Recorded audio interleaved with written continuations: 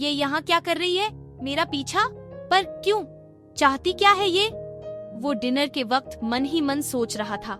यहाँ होटल के बाहर नव्या ने भी विंडो के अंदर अविनाश का चेहरा देख लिया था, लेकिन उसने भी अविनाश से अपना ध्यान तुरंत हटा लिया।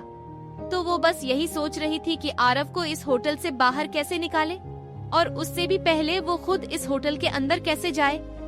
तभी उसका ध्यान सामने लगे हुए बोर्ड पर गया, जिस पर लिखा हुआ था, we are hiring waiter and waitresses.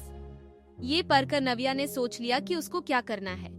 वो तुरंत तेजी से अंदर गई और अंदर जाकर उसने होटल स्टाफ से कहा, मेरे पास यहाँ का मेंबरशिप कार्ड नहीं है, क्योंकि मैं यहाँ वेट्रेस की जॉब के लिए अप्लाई करने के लिए आई हूँ।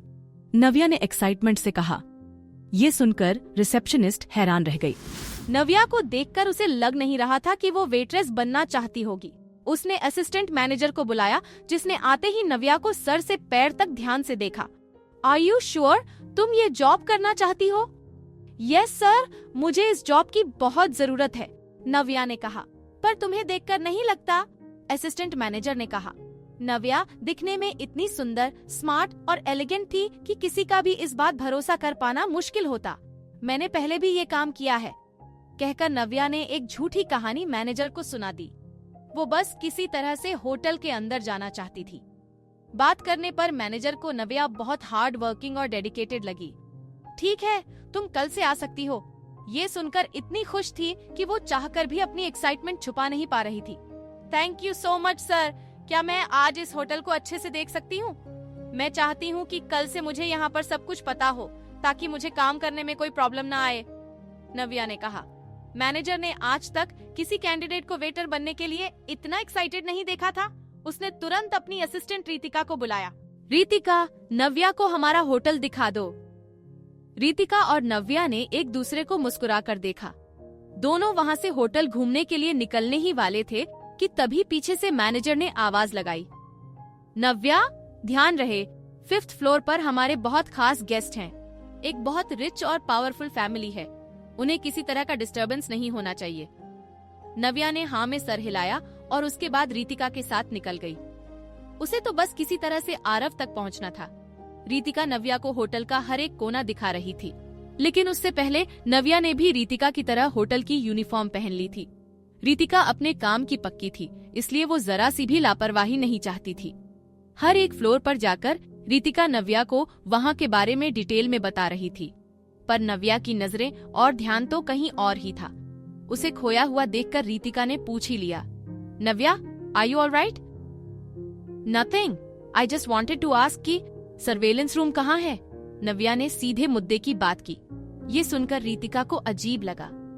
क्यों? तुम सर्वेलेंस रूम क्यों जाना चाहती हो? बस ऐसे ही, होटल का हार्ट तो सर्वेलेंस रूम ही होता है ना। किसी भी तरह की इमरजेंसी में वहीं पर जाना पड़ता है, बस इसीलिए पूछा। रितिका ने मुस्कुराते हुए नव्या को सर्वेलेंस रूम का रास्ता भी बता दिया।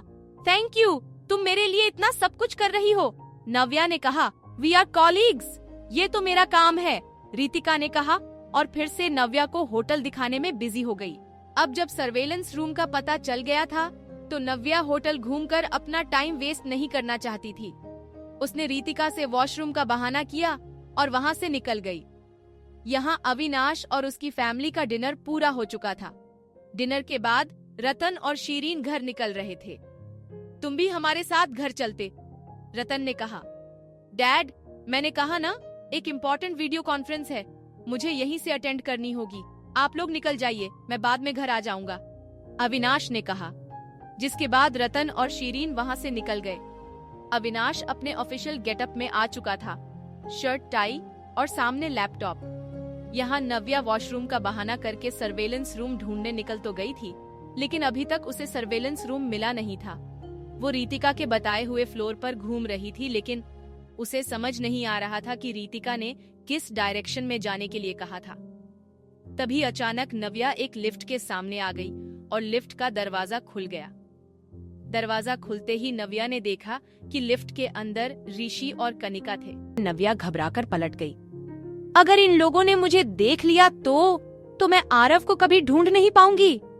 नो नो, मन ही मन सोचती हुई नव्या पीछे पलटी हुई थी। पर अच्छी बात ये थी कि उसने होटल की यूनिफॉर्म पहन रखी थी। इसीलिए ऋषि और कनिका उसके बगल से निकल गए, पर उसे पहचान नहीं पाए। उन लोगों के आगे जाते ही नव्या ने सुकून भरी गहरी सांस ली। ये 4th फ्लोर है। मैंने इन दोनों को नीचे तो नहीं देखा, मतलब ये ऊपर वाले किसी फ्लोर से आ रहे हैं। सोचते हुए नव्या तुरंत लिफ्ट के अंदर चली गई। उसने सोच लिया था कि वो 4th से ऊपर वाले सारे फ्लोर्स को चेक करेगी।